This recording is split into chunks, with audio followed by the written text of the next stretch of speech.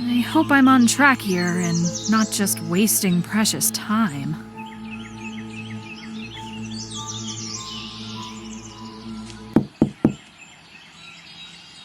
No soliciting. I'm not here to sell anything. I'd just like to speak to you.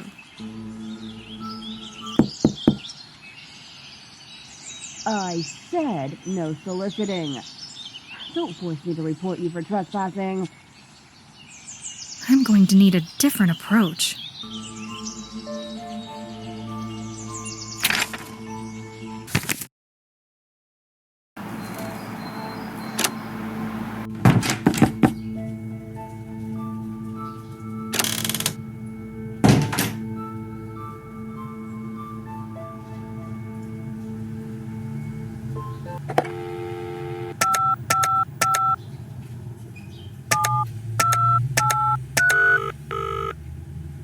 Carlisle Police.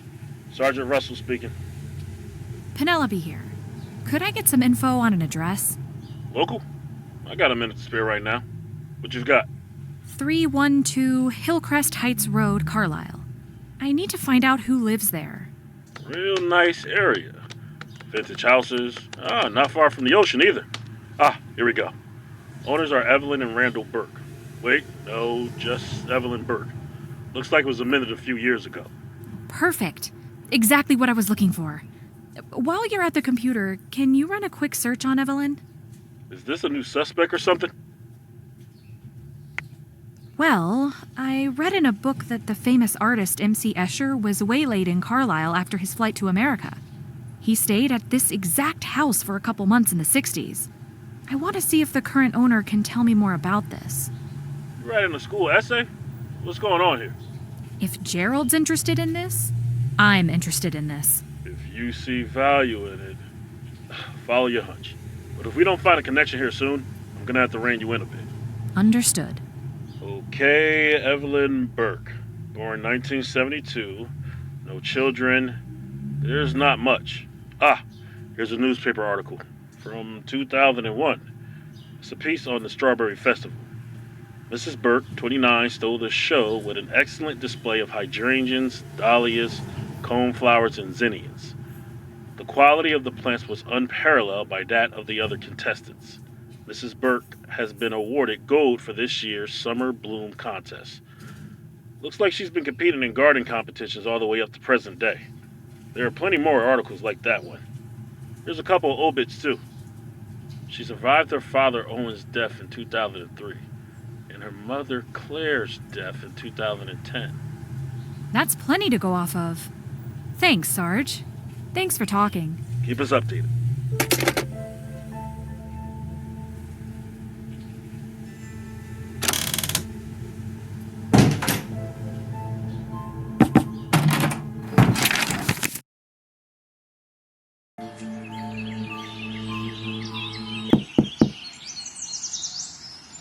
You again? What did I tell you last time? Evelyn Burke? Yes?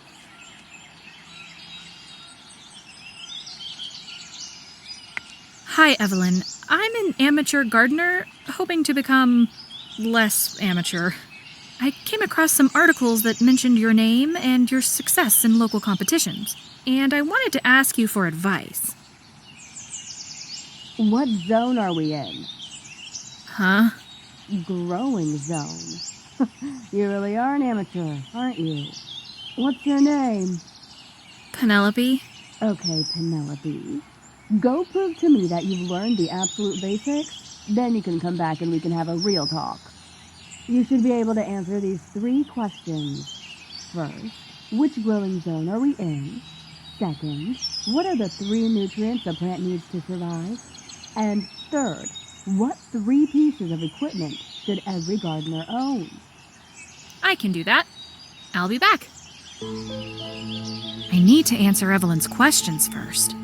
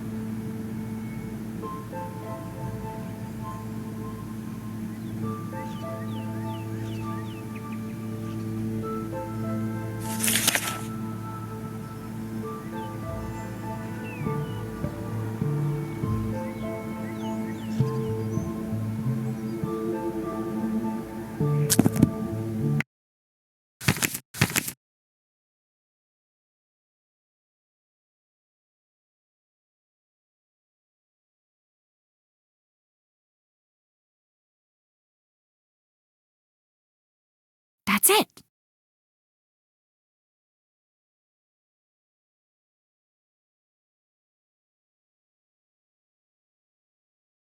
That's it.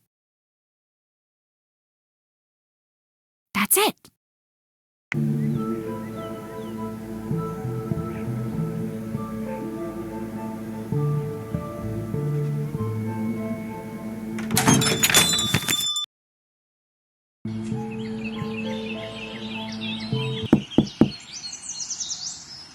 We are in Zone 6. Plants need nitrogen, potassium, and phosphorus. And every gardener should have a trowel, watering can, and gardening gloves. Good, that's right. Go ahead and bring me a flower from your garden, and I can look it over. You can learn a lot about planting conditions based on the health of the plant.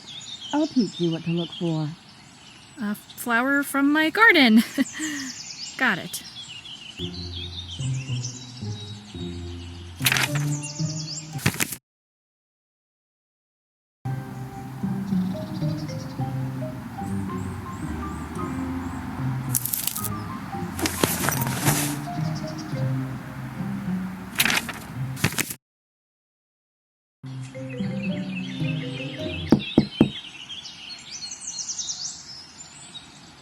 What have you got for me? Forsythia. Oh, lovely choice. I have a few bushes of my own. Come on in. I'll give your plant a look and we can have a chat. I'm going to have to be very careful about what I say and when to say it if I don't want her to catch on.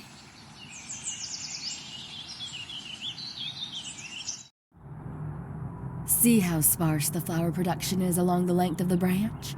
This tells me something is off. Plus, if you take a look at the couple little leaves at the top, you can see that they're starting to yellow at the tips. Leaves are great indicators of nutrient deficiencies in general, but unfortunately Forsythia does not have many this time of year. What I'm seeing here is a classic case of nitrogen deficiency. Let me guess, you're using low-quality mulch? And a lot of it? Oh, yeah. That's gotta be it. I know it's tempting to buy the cheap stuff, but it really is detrimental to your plant's health. Mulch made from waste wood will sap nitrogen from your soil as it decomposes. And also, make sure you're using a layer no more than 3 inches deep. Thanks for the advice. I came to the right person.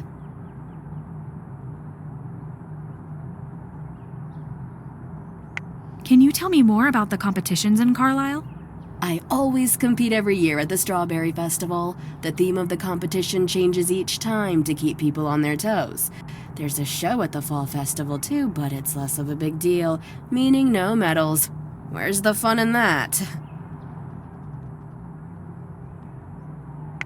A goal of mine is to compete someday. Get your nitrogen topped off and you'll be heading in the right direction. Where's the closest garden center from here? If you head out to the town center, follow Main Street going east until you pass the library and craft store. Take a left on South Magdalene and just follow that road for a mile or two. It'll be on your left. Well, thank you. You really know your way around. I'd better. I've lived here all my life.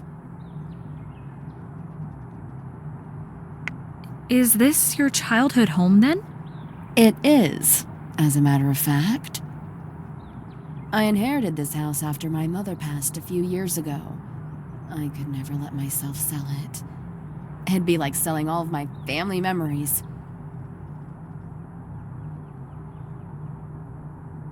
What kind of memories? Birthdays, holidays, funny moments, the kinds of memories that every family has.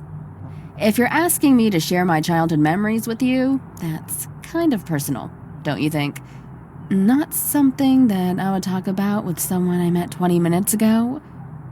You're right. Sorry, I didn't mean to pry. Had your parents lived here a long time too? Same as me, but longer. My father and his siblings were actually born in this house in 1936, right upstairs. That's really cool. And his parents? My grandmother was the one to have this house built after she immigrated to America at the end of World War I. It wasn't long after she arrived here that she met her future husband, an Italian. Ooh, how scandalous. And once they married, he could afford to have them this house built. Anyways, I don't want to cut our conversation short, but I need to head out in a minute. It's been good to meet you. Swing by again if you're in the area. Thanks for the chat, Evelyn. Oh, and Penelope, remember nitrogen.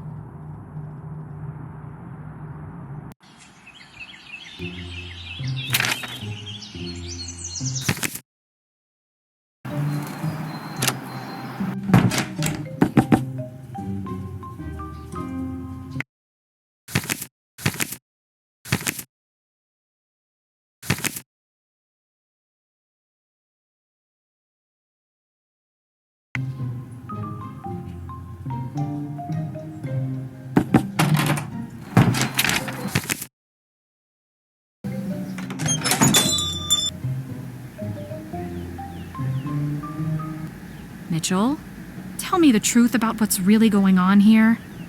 Why are you living in Gerald's apartment? I don't know what you're talking about. Seriously, don't try to put on an act. It's just going to make this take longer.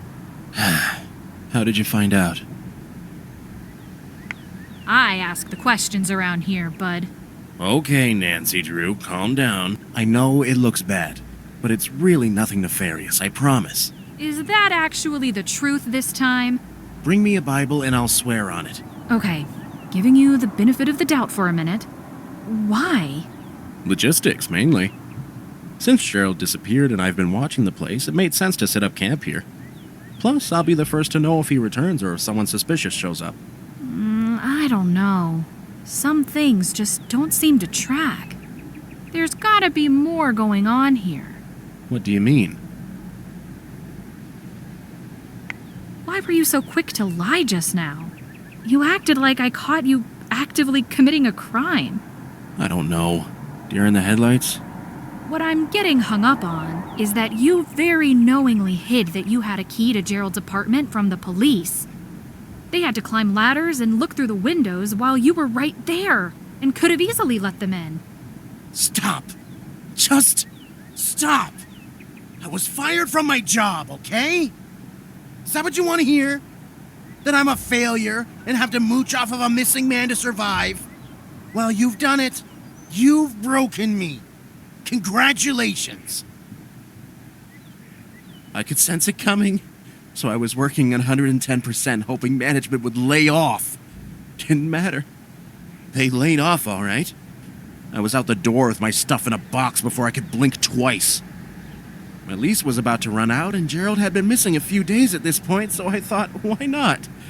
If he knew, he wouldn't mind. Would you say Gerald's disappearance was convenient for you? You're disgusting. It's pronounced detective. Do you truly think, after everything you've learned about Gerald, that if he were still here, he would turn me out into the cold? Would he not say, bring a con over and camp out here until you get back on your feet? You know what? Let's just look past all this. Keep staying there. I mean, kicking you out isn't going to help the case any. Right. Thanks. Do you have to report this to the police? I do still have to update them. Sorry. One last thing. What happened with your job? Why were you fired? Plain and simple. I hated it. I hated it and everyone knew. I hated being on the phone all day. I hated the paperwork. The sheer amount of paperwork I've dealt with is otherworldly. I've had recurring nightmares about filling out paperwork. I couldn't even escape paperwork in my dreams. A small part of me was relieved when I was fired, but a larger part of me knew I now had a much bigger problem on my hands. Do you think you'll be able to find a new job soon? An office job? Sure. But then the cycle will begin again. I already see the paperwork looming on the horizon. I was made to be in an office like an elephant was made to be in an office. Just not compatible.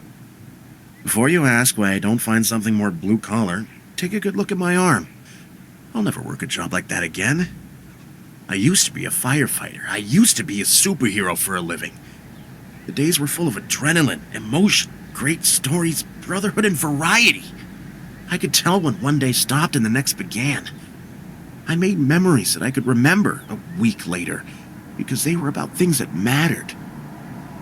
Penelope, after this, just take a moment to stop and acknowledge that you can spend your life doing what you love. Not everyone has that, and I want you to appreciate how lucky you are.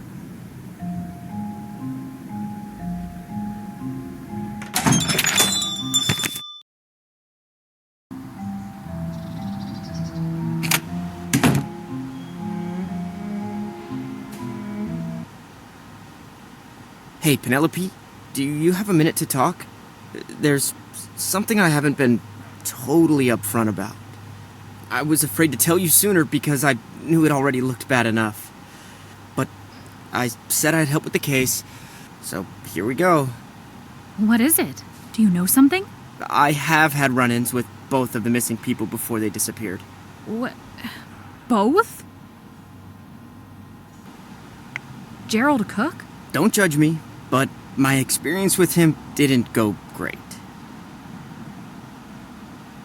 Oh no. Not again.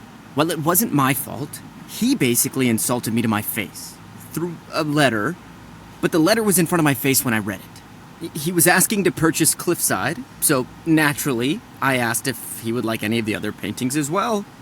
He literally replied that he didn't want them because they were hideous. Uh-huh. When did this happen? Month and a half ago? It wasn't long after I had rotated this set of paintings in. The missing woman? Are you sure? No, not 100%, but someone who fit her exact description was in here a few weeks before the news started going around. Did you talk to her when she came in? I tried. When I greeted her and asked if she was looking for anything in particular, she kind of just shook her head and kept walking around the room. Well, that's her. It has to be. One of the only things we know about her is that she doesn't like to talk. What was she doing? She was glancing through all the paintings, but then she stopped at Cliffside and was there for, I don't know, a good 5 minutes.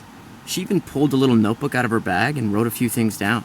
I asked her if she had any questions about the painting, and she seemed like she wanted to say something, but then changed her mind. Then I asked if she would like to purchase it, but she just shook her head. This painting, Cliffside, just keeps coming up. They were both interested in it. I'll say it again and again. It's my best work. I'm sad to see it missing. Do you think one of them stole it? Maybe. I don't know how, though. The gallery has a state-of-the-art security system. Broken window detection, door tampering detection, a pin-activated keypad. Oh, yes, of course. Where exactly did you paint this painting? I don't know the exact spot. I just wandered along the cliff edge for a while until I found an appealing angle. There's a popular walking spot around the Hillcrest Heights area. No path, technically, but it doesn't stop people from walking next to the ocean there.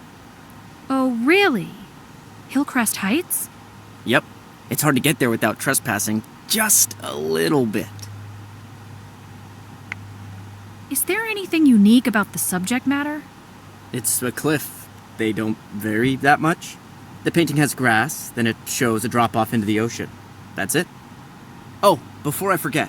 After the lady had left, the cleaning lady had found her bag in the bathroom. I remember she left in a hurry, and she must have never come back for it. There's another clue for you. I'll put it in the back corner by the men's restroom. Just a sec. Her bag? Oh, this is huge. Thank you for sharing, Colin. You really have helped us out here. Just paying my dues. Now, please, just don't throw me in jail. If you haven't abducted anyone, you'll be just fine. Then I'll be just fine.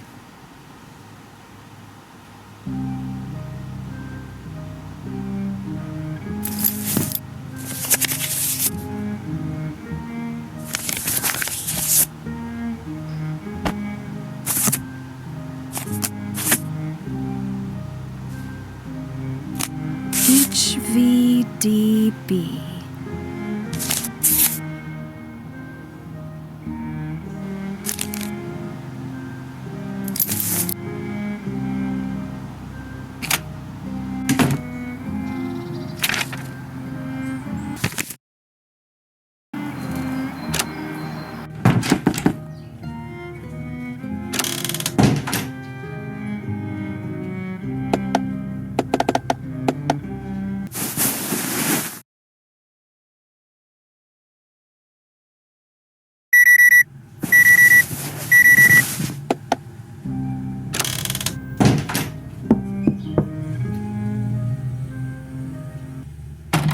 When was the last time you said you talked to Gerald?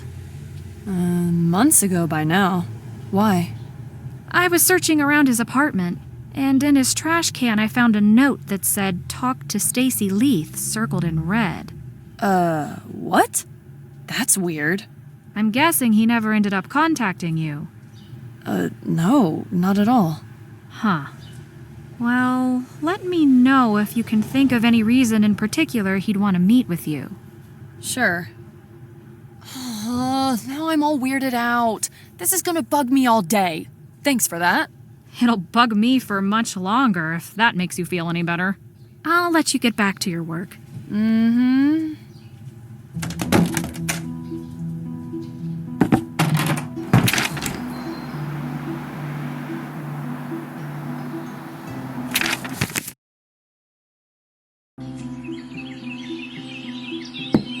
Penelope, it's unlocked.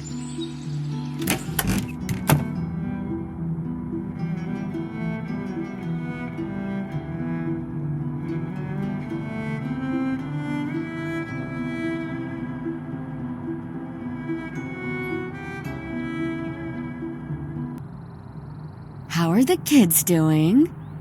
If by kids you mean plants, they're doing better. I switched the mulch like you said, and then gave them some blood meal for a boost. Ooh, blood meal. How extracurricular of you. And yes, I meant plants. It's not advisable to give human children blood meal. People have their fur babies, so why can't I have leaf babies? For me, babies means babies. I'm relatively new to the area. I heard someone mention cliffs overlooking the ocean around here. Is that true? Yes, I'm lucky to have such a beautiful spot not far from my house. I'd love to check it out. Can you tell me how to get there? I cannot. People in this neighborhood are constantly having to deal with strangers trespassing through their yards and jumping their fences to get to the cliffs. Maintaining our privacy is a constant problem. Just ask our HOA board how many complaints they get. Okay. I'll look for nice views elsewhere. I wouldn't be surprised if it was one of those people who broke into my house last month. Might as well make a stop while they're traipsing through my yard, right? Broken into? Are you okay living alone like this? Yes, I'm fine. I'm not worried. This is the only time it's ever happened, and whoever it was seemed like a real amateur. What do you mean by amateur? First of all, they broke a side window and cut themselves. If they had just tried these right here, they'd have been able to climb right in. I've been waiting forever for a lot guy to get out here and fix it. And second of all? Second of all, caught on the broken glass was what looked like to be a piece of ripped white knitted fabric. The exact kind you'd find from winter hats or gloves. Amateur. Did they take anything? No, and it wouldn't have been hard for them to find jewelry or the like, but I looked through the whole house and couldn't find anything missing. My theory is that it was a kid dared to do it by one of their friends. Maybe. But did you get the cops out here to be safe? No, not necessary. I'm fine. Okay, if that's what you say. I just learned something crazy. If you're into art, you're going to love this. Did you know that famous Dutch artist M.C. Escher stayed in this very town in the 60s? Oh, how fascinating. You learn something new every day. I'm kind of surprised you haven't heard about this. Your parents would have been living here at that time, and I'm sure it was big news. Maybe they told me when I was a kid. I don't know. It would have happened before I was born anyway. Why are you so invested in this? I think it's really cool, that's all.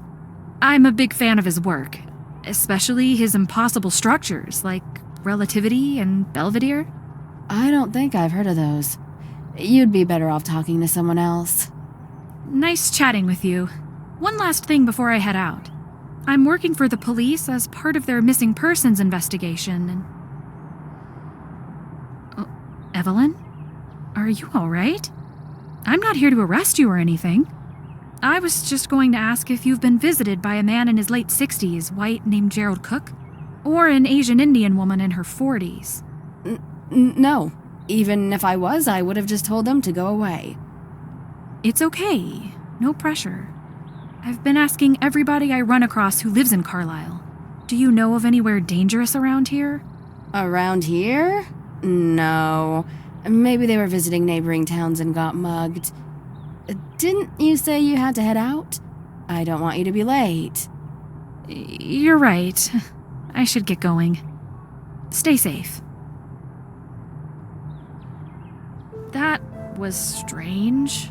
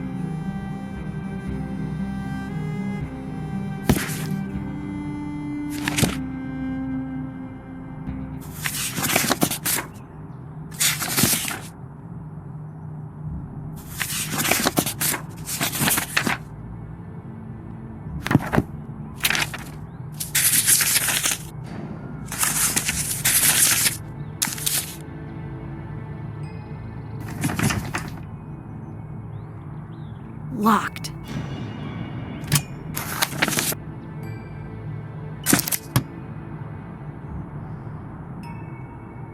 Those are undoubtedly Dutch names.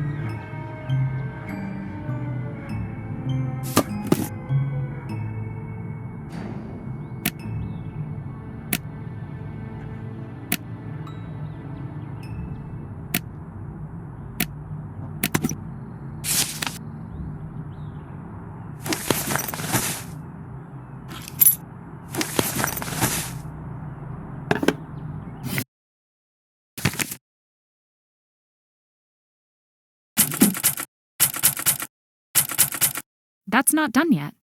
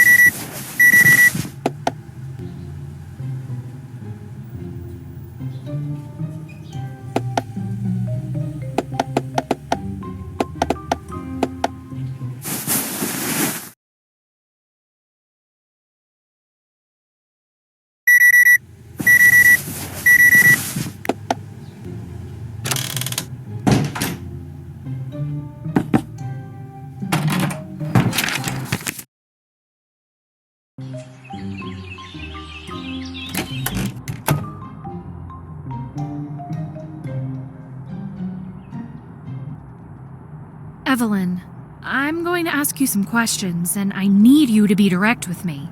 There are 3 missing people whose lives are likely in danger, and any information you can give me might help save them. Do you understand? Yes. This was the real reason you came knocking on my door, isn't it? There's no garden, is there? I'm sorry. I didn't want to resort to a lie, but there would have been no other way that you would sit down and talk with me. No, it's fine. I get it. I'm going to get straight to the point. I know your parents housed artist M.C. Escher here in 1962. They were the Dutch-speaking family to take him in during his sudden illness. Yes, that's true. Why did you deny knowing anything about it last time we talked? I had been told to keep it a secret my entire life. It only feels natural to keep it a secret still. My parents never wanted the publicity. The cameras, the interviews, the reporters, all that mess.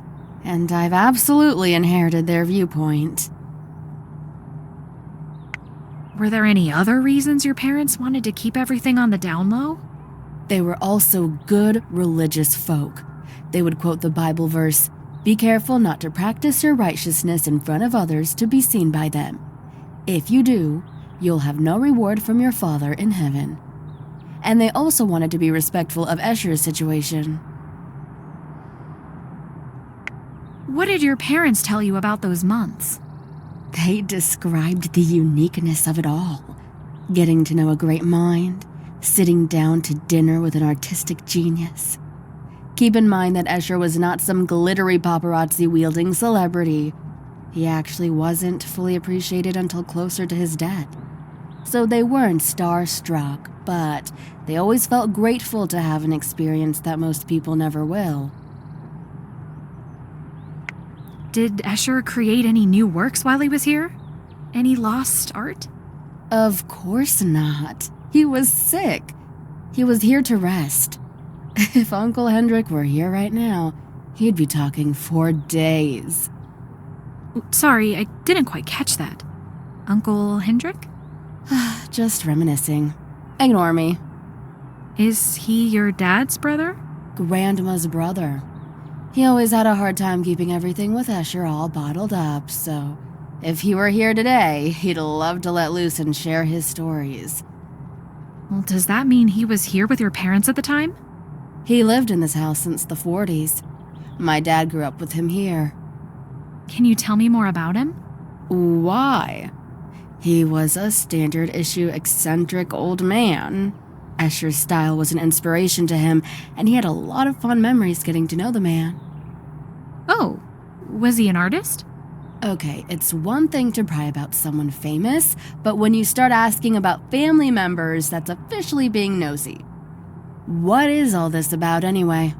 What does any of this have to do with your investigation, I'm not sure just yet, but I know 2 of the people who are now missing seem to have an interest in Escher and his time here. It's like they're trying to track down more information, but why, I don't know. So here I am, continuing their search. Oh, really? Yep, gotta be thorough, you know? You will not tell anyone what I told you, okay? Not your mom, not your friends, and especially not the police. If I have to take this to my grave, so do you. Well, of course. It's not my place to spread this around. I wouldn't worry too much, though. If people found out Escher stayed here, they'd just think, oh, cool, and continue on with their day. You might get a little foot traffic from bloggers, but I doubt it would even be a news story. You don't know anything. I do. The secret stays in this house.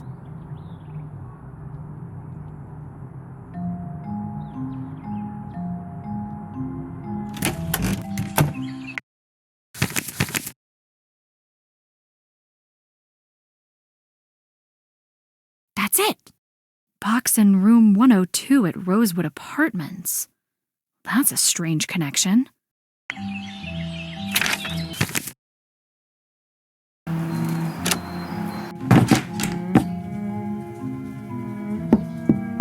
Guess she's not here.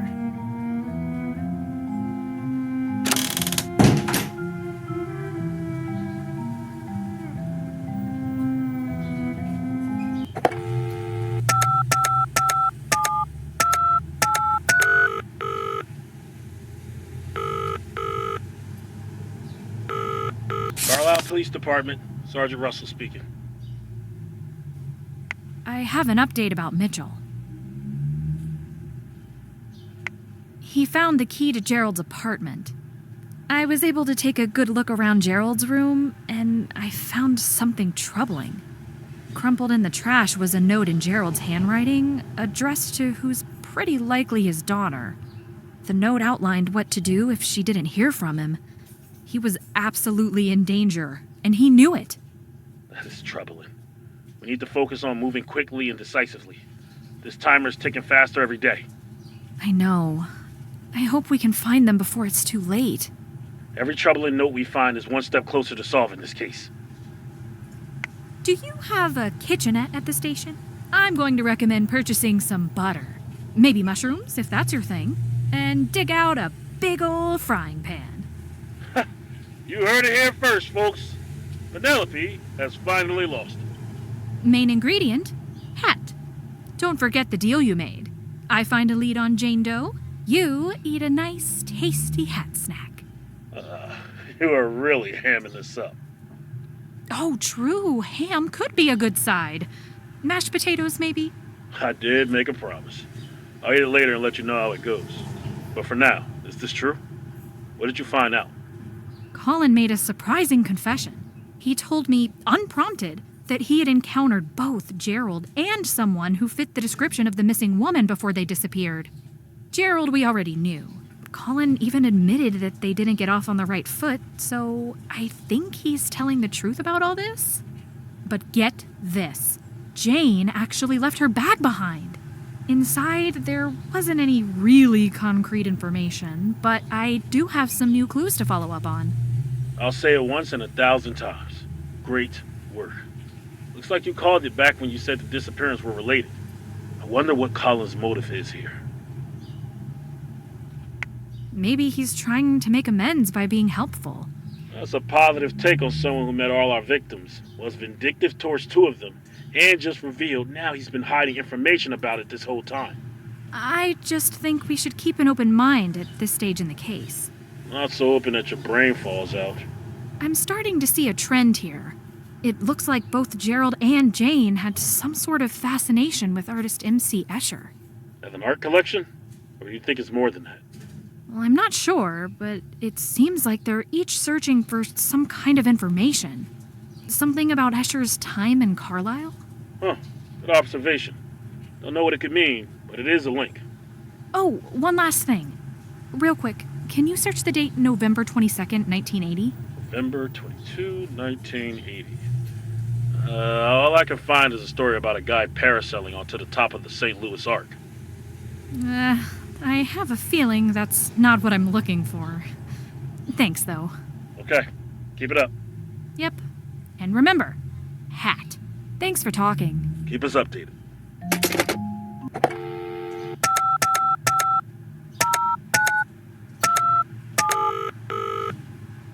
Hello? Hi, Mrs. Davies. It's Penelope again. How are you holding up? As well as can be expected. Can you describe your relationship with your son? We're friends. Other moms of teenage boys are jealous. I can tell. He doesn't complain when I ask if he wants to go to the movies with me. He always sits with me at the dinner table, and we talk about our days. He'll confide in me. It always bothered me that he never had a dad. He tries to hide it, but I think it bothers him too. He'd always seem kind of off after doing something with a friend and his friend's dad. I can't help but feel guilty about it. So I've done the most that I can to go easy on him and establish a relaxed relationship. I think he's turned out okay. How's Terrence's physical and mental health? He's always out exploring the woods, climbing on rocks, walking long distances. So that should tell you enough about his physical health. He's not sitting playing video games all day like most kids nowadays. He does have some gluten intolerance, but if we stick to organic, he does much better. Mental health is fine. Of course, he'll get down from time to time like anyone, but he doesn't have any conditions. Would you happen to know what Terrence was learning about in art class at the time?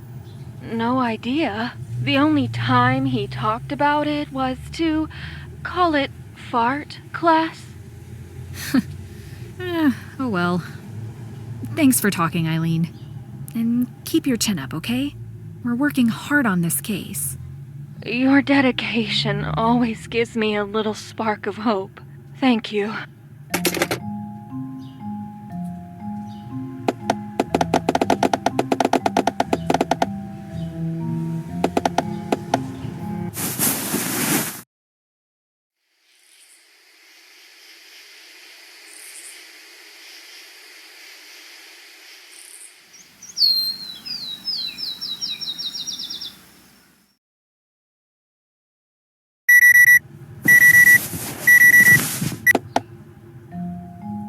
I should answer that.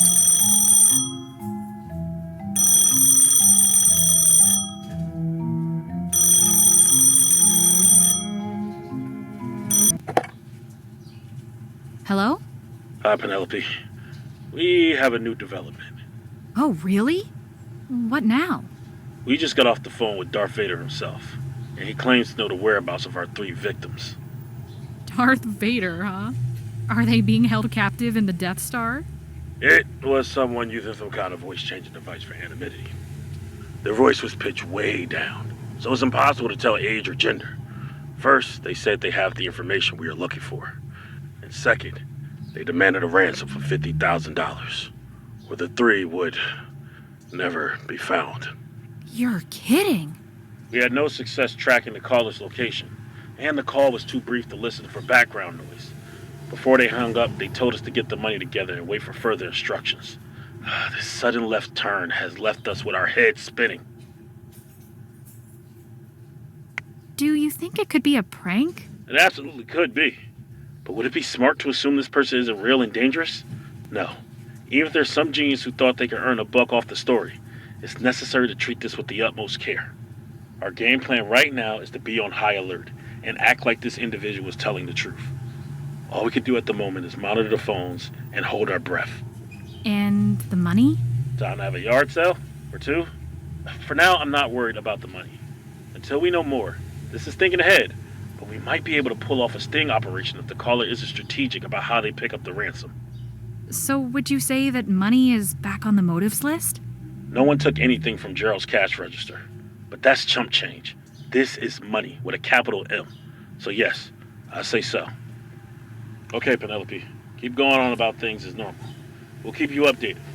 Oh, and don't mention this to Eileen or Mitchell. There's no point in getting them involved until we know what's going on here. Understood.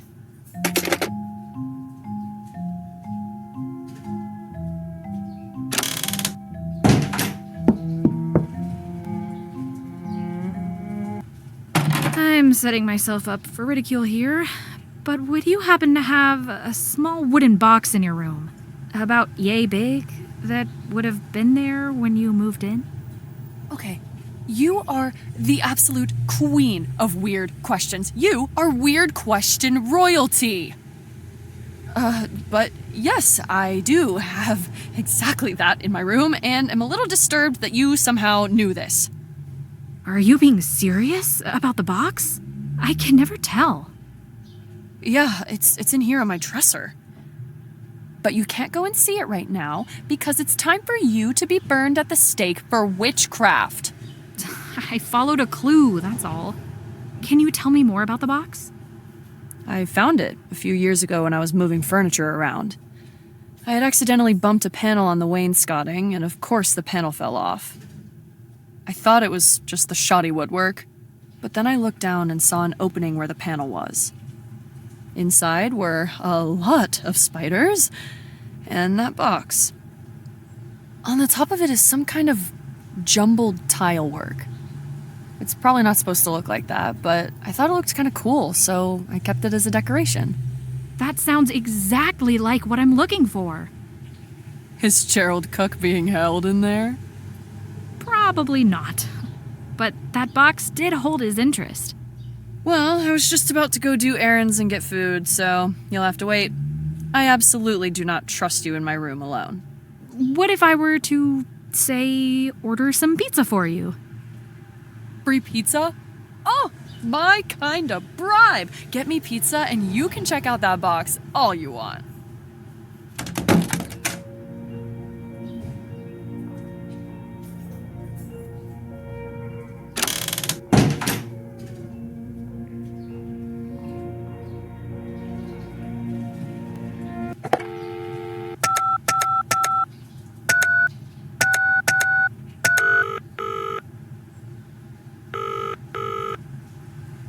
Pablo's Pizza. We put the E's in cheese. How may I take your order? 1 large cheese pizza, please. Got it. 1 large cheese pizza. Will there be anything else? Nope, that's all. Pickup or delivery? Delivery. The address is 10 Ramridge Road, Carlisle, Connecticut, 06501, room 101. Oh, you must be Miss Pendrick. I have a note in the system here that says your tab is being covered by someone named Wesley Russell. Ooh, awesome. Now's your chance to go crazy. Order 10 pizzas. Order the Super Duper Slurp. Order the 50-count chicken wings. We have a meatless option if that's your thing.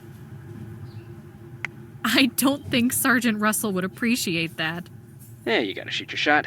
Alright, your order will be delivered in approximately 30 minutes. Great, thanks. Stay saucy.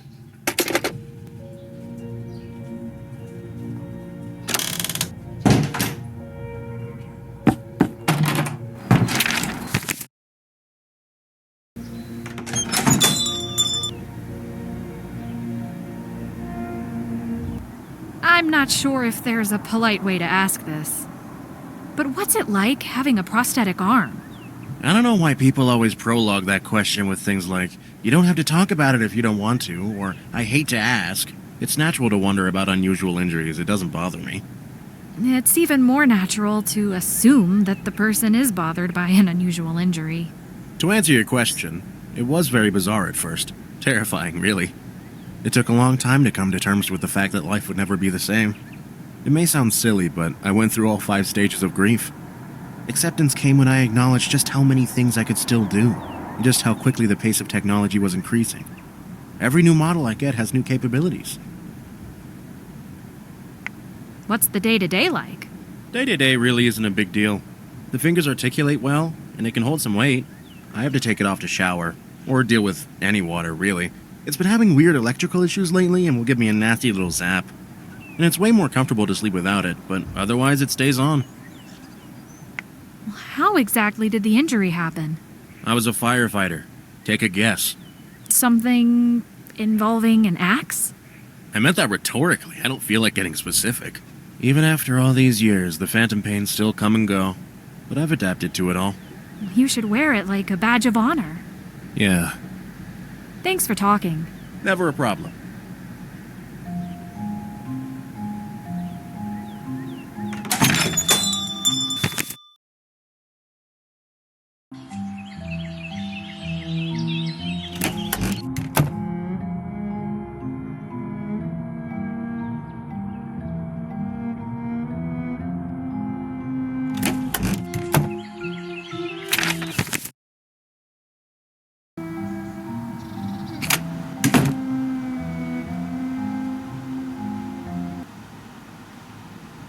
Can you tell the story about your path to success?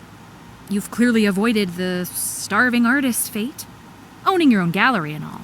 You don't want to hear it. It's pretty boring. Just standard success stuff. Such as? Spreadsheets. Would you care to elaborate? Not really. The real kickstart to the whole thing was studying at a fairly prestigious art school in New York after graduation. New York is where you go if you want to end up somebody. Or so they say. 4 years of painting frescoes like Michelangelo, visualizing light like Rembrandt, using color like Cézanne, and shape like Picasso. It was an incredible experience. How did you do in school? My alma mater believed that a grading system would stamp out creative thought, and I 100% agree. Art has no wrong answers. We're not performing surgery or mixing chemicals. We're expressing thought and emotion. How would you even grade that? Basically, we all got straight A's and we're all valedictorian. Sounds like communist propaganda, but okay. After college, I had a couple connections to sell commissions through. A year later, I started participating in shows. After the snowball got rolling, it wasn't long until I ended up here. The end. What's the financial side look like? Yawn. Can we talk about anything else? I bet renting this building is expensive, and you also have to make enough profit to live and eat. So, did you watch the big game last night? I heard a team was playing against another team. Talk to you later. If you have any questions about any pieces in particular, just ask.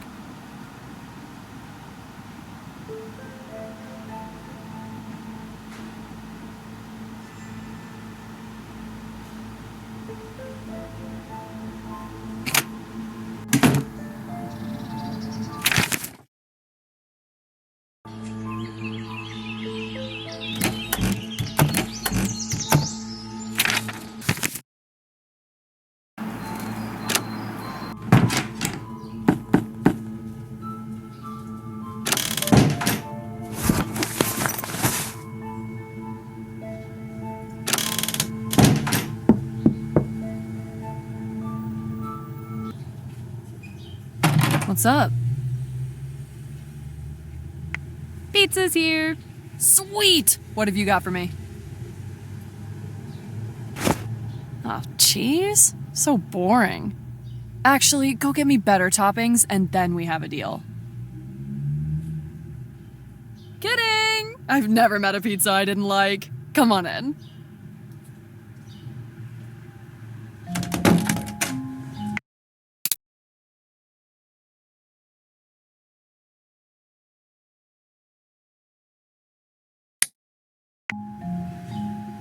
What are you doing?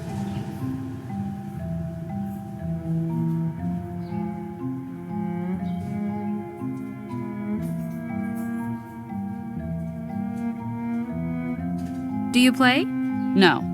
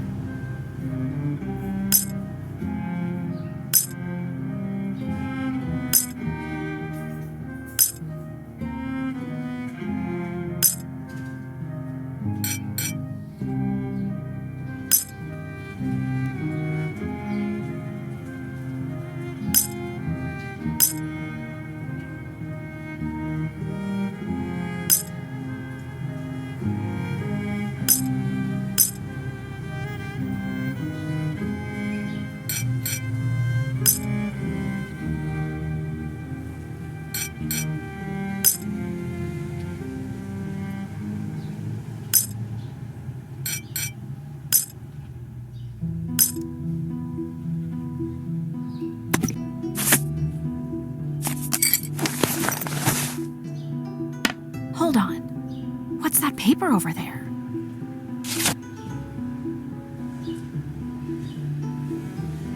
Fake ID. Maybe there's more to Stacy than I thought.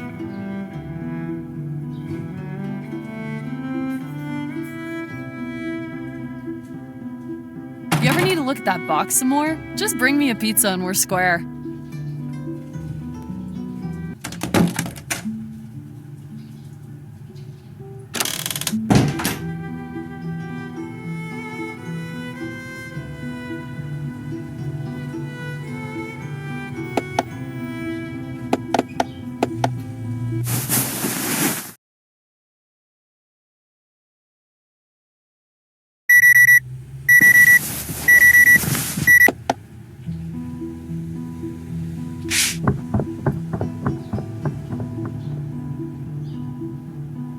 That son of a gun actually did it.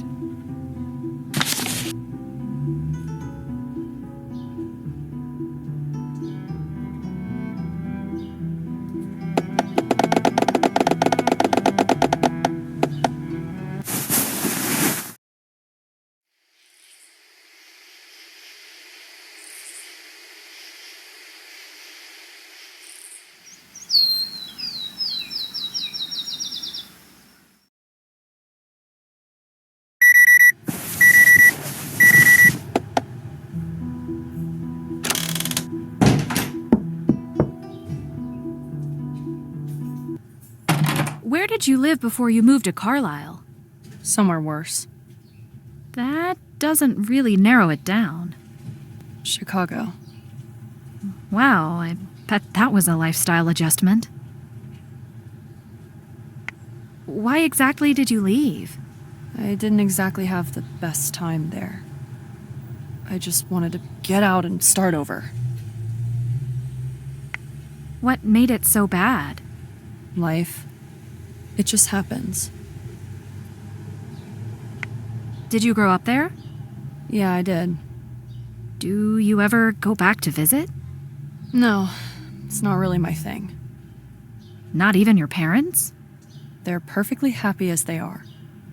So, how did you end up here, exactly?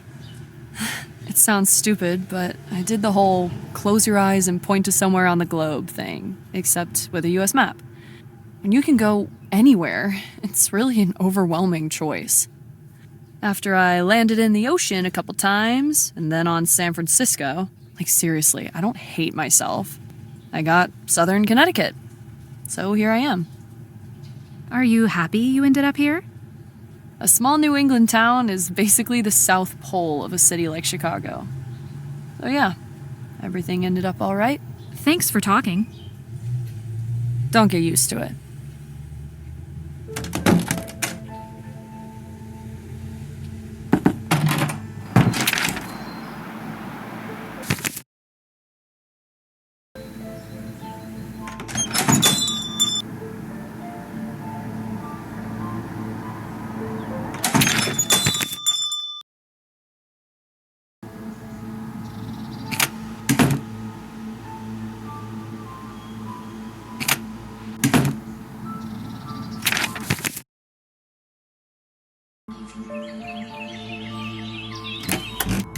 Not while Evelyn is here.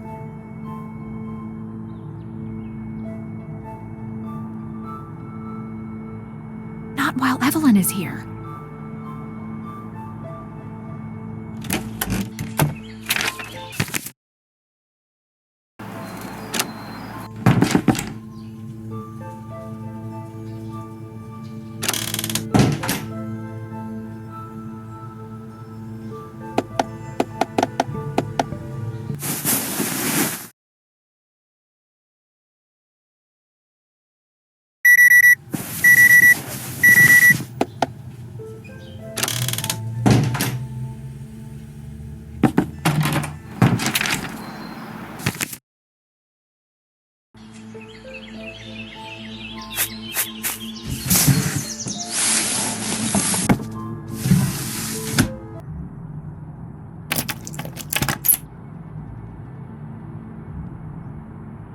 Shoot. I need to hide. Now.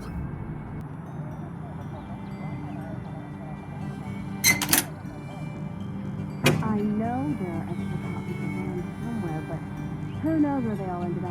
I'm not in the mood for a scavenger hunt. I'm such an idiot. I just needed to check one thing. Why did I bring the entire folder with me? Yeah, it's just out in the woods. Somewhere. You're right. It's way too important to just leave out there. Especially now. But I'm already so late. And we have the 60th birthday dinner for Mr. Gomez tonight. This is going to have to wait. Uncle Hendrik is definitely rolling in his grave.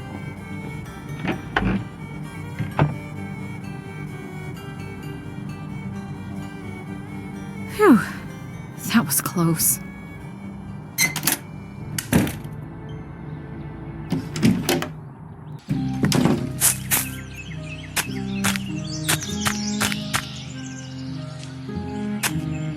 What are these papers?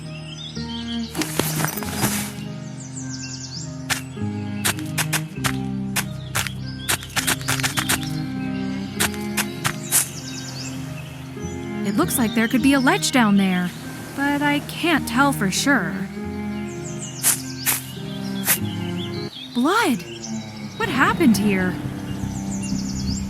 This boot print is a little too small for the average man, and a little too big for the average woman. A teenage boy?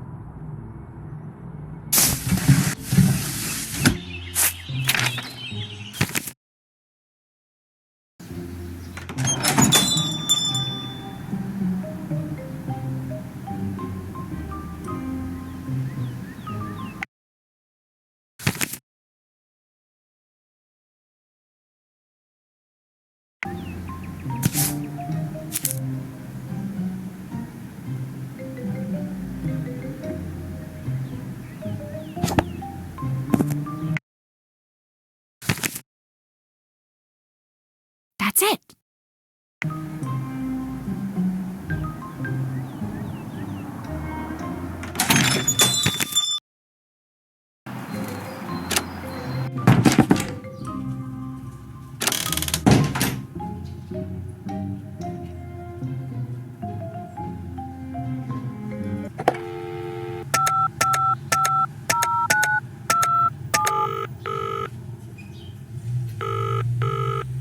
Hi, Mrs. Davies. It's Penelope.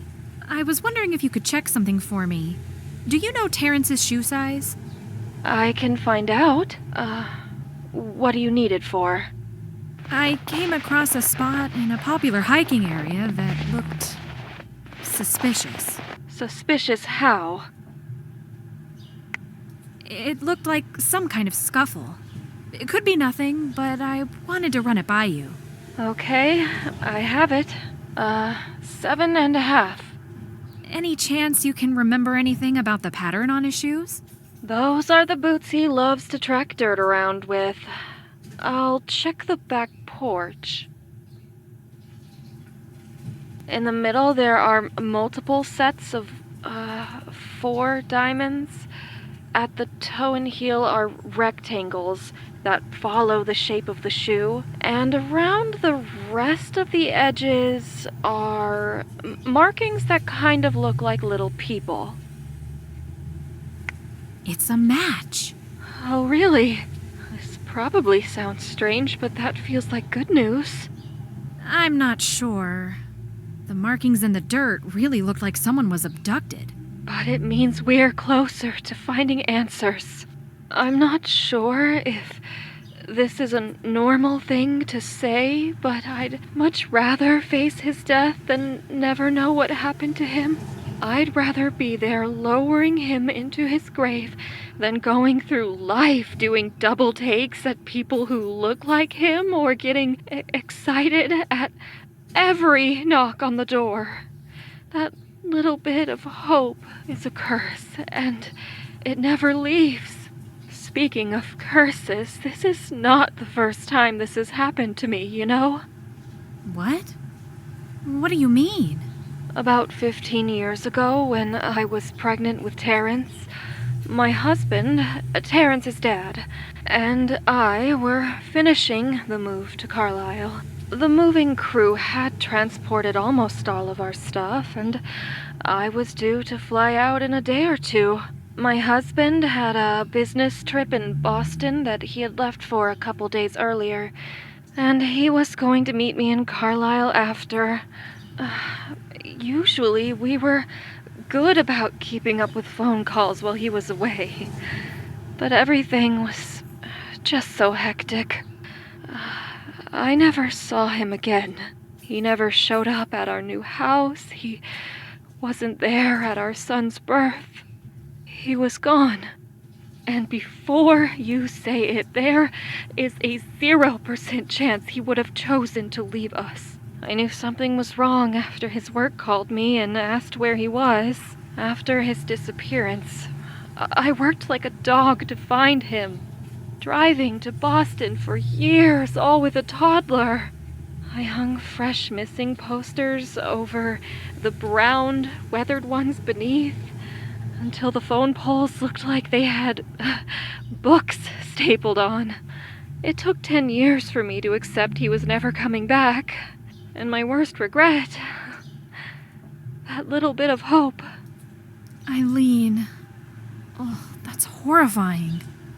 I'm so sorry you're going through this again. Maybe it helps. Maybe it makes it worse. I don't know. Just whatever you do, please find answers.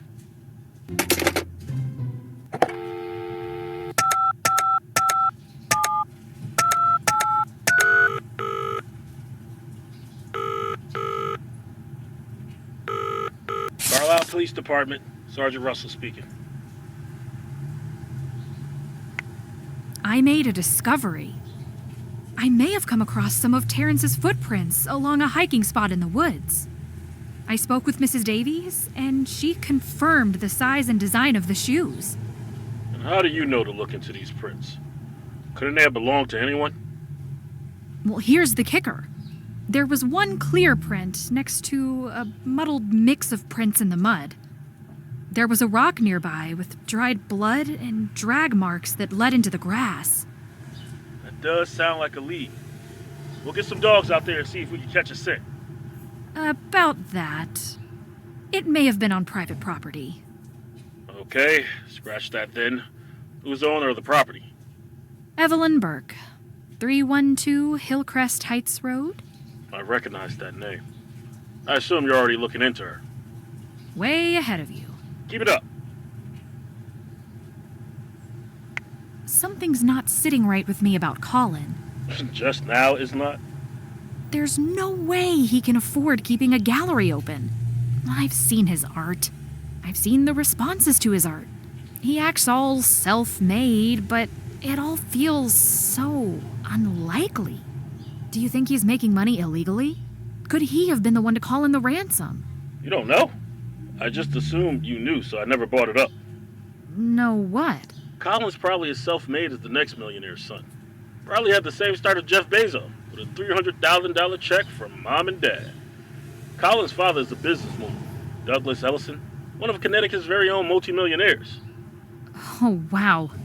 This explains a lot. This does not mean to pay any less attention to him, but we can cross him off the list of potential ransom callers. Thanks for talking. Keep doing what you're doing, Penelope.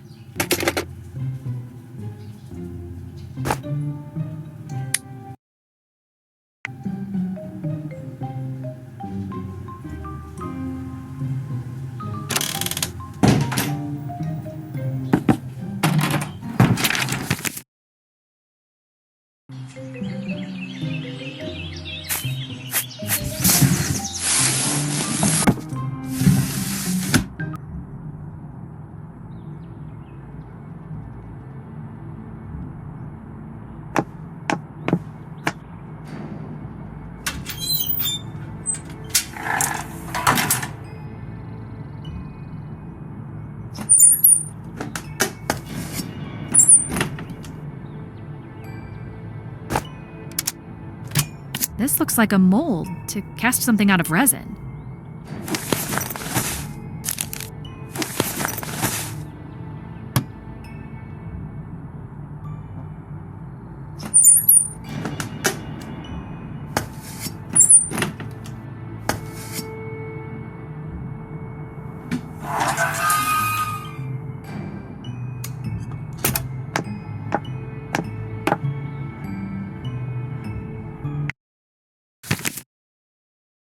That's not done yet.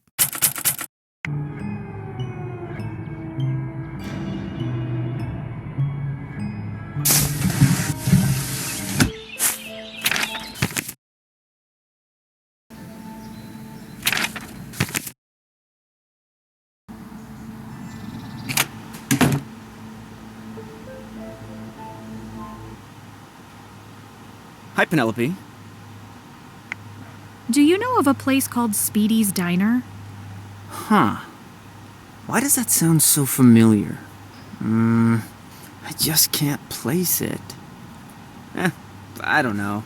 Maybe it's just because that sounds like the name of every diner ever. Colin, you're the son of Douglas Ellison, correct? Yep, yeah, he's my dad. Wealthy, successful, business genius, Douglas Ellison. What was it like, growing up as a millionaire's son? Overrated. Sure, you would get nice stuff and yacht rides and top-class education, but I would have traded it all to be a normal kid in an instant. You don't think it would have been a grass is greener kind of situation? When I would bring a friend over to the house, they'd always be like, "This is insane, I can't believe you live like this." But then that would be it. No constant, "I wish I had your life," or "I would give anything to be you." But would I say those things to them? All the time. They never understood why, though. What was the reason? You wouldn't get it either. Look at this guy who was given everything. Now he's complaining? So spoiled, so out of touch. You're right. I probably wouldn't get it.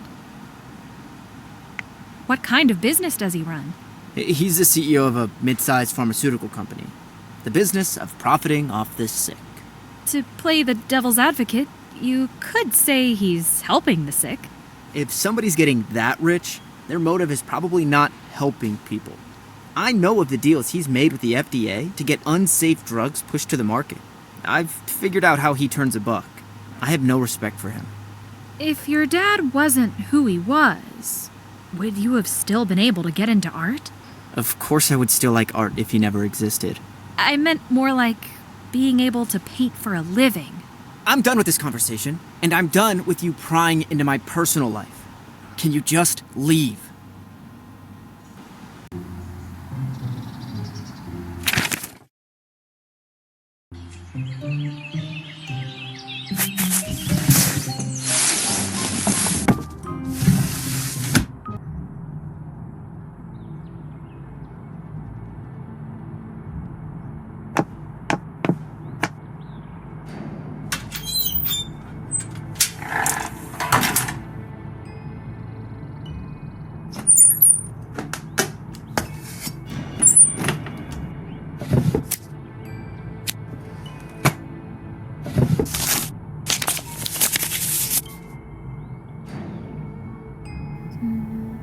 Today marks the beginning of the creation of my greatest scheme and legacy.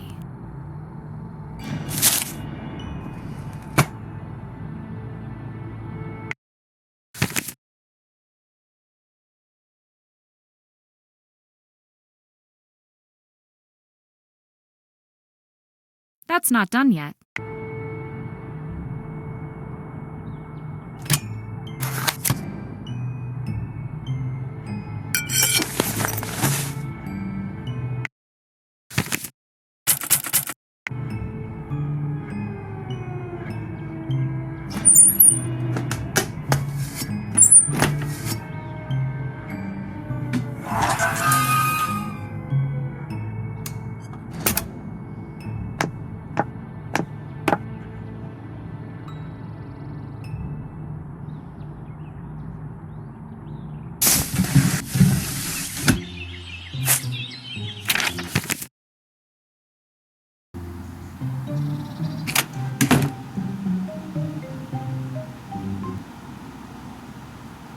I just wanted to apologize for last time. I shouldn't have jumped to conclusions. Yeah, thanks. It's not a big deal. You have no idea how much it sucks to be the kid of someone famous. Your entire identity is them. My name might as well be Douglas's son, Ellison, because that's all I am in social circles. Meet someone for the first time? What's it like having Douglas Ellison as a dad? See someone you haven't seen in a while. How's your dad doing? And everyone assumes that everything you've ever accomplished was handed to you on a silver platter. It's gotten pretty old. You should change your name and move away. I've thought about it. Should have done it after college. I'm in too deep now. This is completely unrelated, but... Do you know any history about Carlisle? The only history I care about is them dead presidents, baby. Ha ha. Yeah.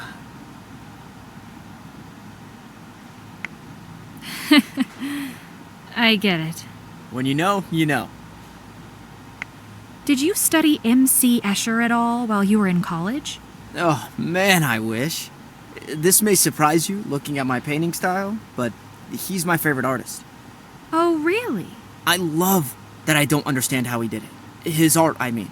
Most famous artists have similar technical knowledge that can be learned, even if you're not anywhere near their skill level. But Escher, you'd have to be a computer to keep up. What's your favorite work of his? As cool as the impossible buildings are, my favorites are his tessellations. Especially his Sky and Water series, where the negative space of the birds transforms into fish. I could look at them for hours. Oh, yeah, that reminds me. One thing about Carlisle. Did you know that Escher came through here about 50 years ago? Not like it means anything today, but when I was in between two buildings for my gallery, that may have influenced me picking this one a little. Interesting. Do you by chance know the name Hendrik Vandenberg? Is he an artist? Never heard of him. Here's something you might like. I've recently been getting into collecting. Collectors are considered fairly prestigious in the art world, you know? Another badge on my Girl Scout sash. And I bought a box of stuff from an estate sale around here. The estate liquidator told me it was Escher influenced, or maybe Escher adjacent, whatever that means. But the box is filled with lots of cool pieces. Oh my gosh, I'd love to see that. The box is back in my apartment, but if I remember, I can bring something here to show you. That'd be amazing. Thanks, Colin. Do you remember the name of the owner of the estate? Nah, it's probably somewhere in the paperwork. And before I forget, would you happen to have any casting resin around? Not sure. I rarely use it. I can take a look in the back if you help me out with something. I was going to work on reorganizing some of my supplies. If you want to do that instead, I can go look around. All I need is for everything to fit into the box without overlapping. Well, sure. I can do that. Now. Cool. I'll get you set up.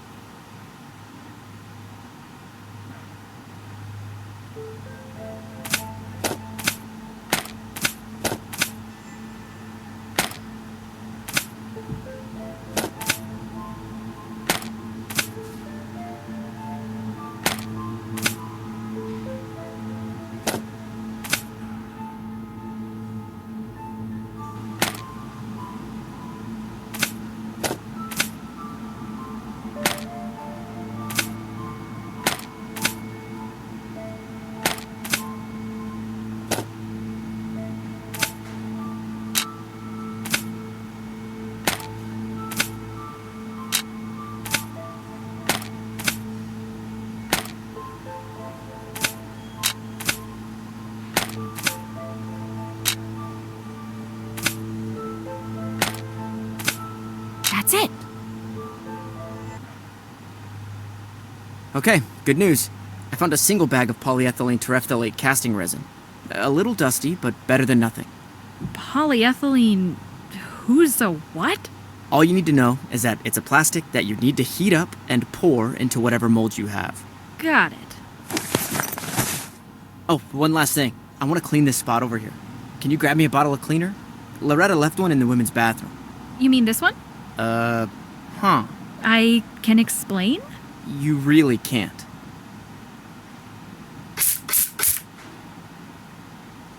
Well, that's everything. Have fun inhaling melted plastic fumes.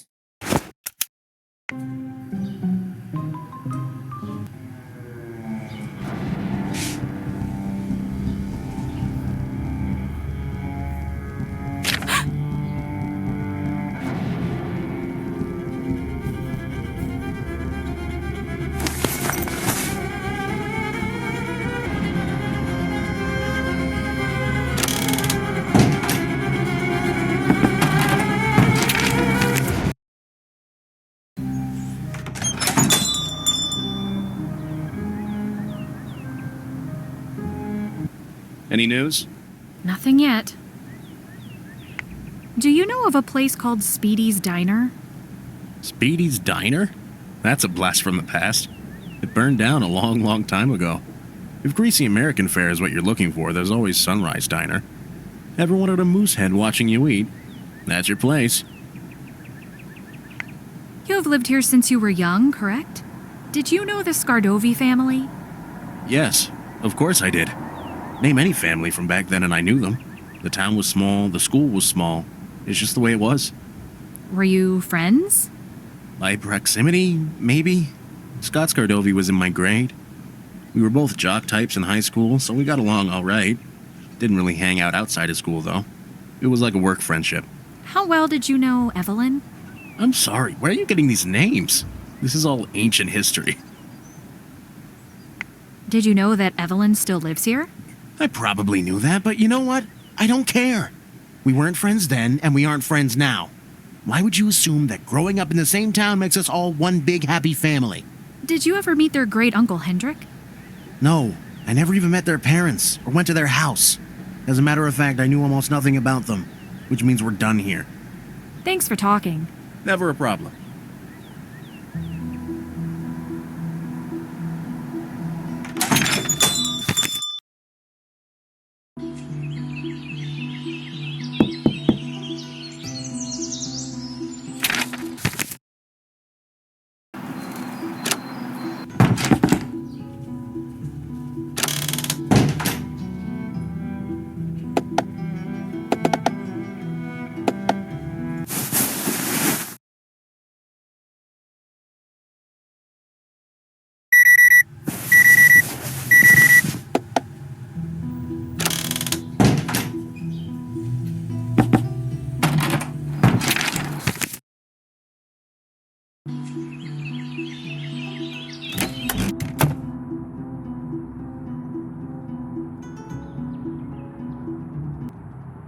Does the name Mitchell Hart mean anything to you? Huh. I haven't heard that name in a long time. He's someone pretty close to the investigation. His friend was one of the people who disappeared, so he's been a good source of information. Ha! Good source. If you like your tea served with a pinch of arsenic. Did you bring up my name to him? You did, didn't you? Let me guess. He said he didn't know who I was. It was basically that, but in more words. He said he went to school with your brother, but knew nothing about your family. He certainly has not changed in the slightest. I see he forgot to mention that he and I used to be engaged. Engaged? Our wedding date was supposed to be April 8th, 1997. What happened? Here's some relationship advice. In good times, when everything is butterflies and rainbows, it's easy to be compatible. It's easy to not have those hard conversations, and it's easy to be patient, kind, and considerate. The only way to truly know someone is when the you-know-what hits the fan. Are they still kind? Or do they lash out and become bitter and angry when things happen that they cannot control? Sure, life has plenty of good times, but it also has bad, and when they happen, you need a partner, not an enemy. Let me guess. Mitchell became the enemy. I'm just lucky I was able to see the truth before walking down that aisle. Oh, and you may have noticed, he's a serial liar. There has been a trend. I can't even pretend to know him now. It's been so long. But if he's anything like how he was in his 20s, you need to be careful with him. He was manipulative.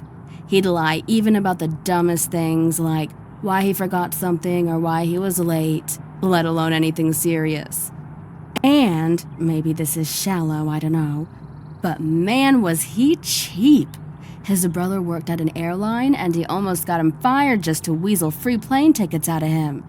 And don't get me started on the engagement ring. Seeing that thing was just proof he didn't love me. But before you judge me, he was fairly well off. He just had other things that he valued more than me to spend money on. Oh yeah, and he could get really nasty at times. if he was angry or irritated or whatever. Really? Mitchell? He seems like a decent guy. That's the problem. When we met, he was so charming. He was fun, thoughtful, and we would talk for hours. As time went on, little red flags would pop up, but I was so enamored that I had blinders on. Well, did he have a temper? For the most part, not more than anyone else. It was more how he acted when he was angry.